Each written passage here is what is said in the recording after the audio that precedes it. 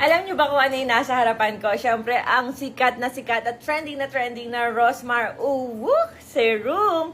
So, sobrang ganda nito, lalo na kung imimix nyo sa favorite lotion nyo. So, ayan na, ito ang ating Rosmar Kojic Papaya Serum Lotion na may SPF 60, PA++, SPF 70 pa nga pala, PA+++++, UVA, UVB Protection, Whitening, Even Out Skin Tone, and Reduce Hyperpigmentation.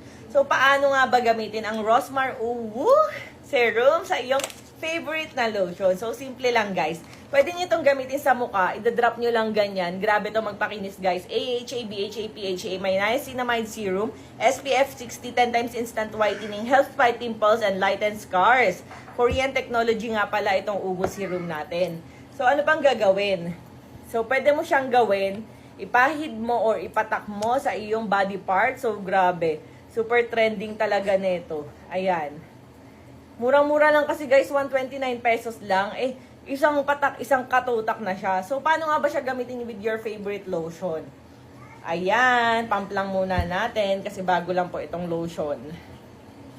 So, ayan guys, ipump lang muna natin. Grabe, ang ganda pala nitong serum lotion natin ha. Walang white cast guys, pero grabe, 20 times intense puti. So, patakan lang natin ng ganyan. Pwede natin pag-mix din. And, ayan, i-blend mo lang ng ganyan.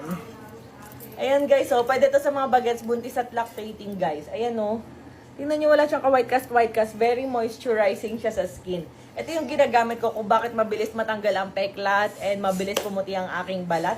So tingnan mo naman guys, look at the consistency. So ayan na, i-check out nyo na with your favorite lotion. Pwede naman kahit ibang brand, pero syempre mas maganda kung parehas Rosmar brand ang gagamitin natin. So ano pang hinihintay nyo, i-check out nyo na.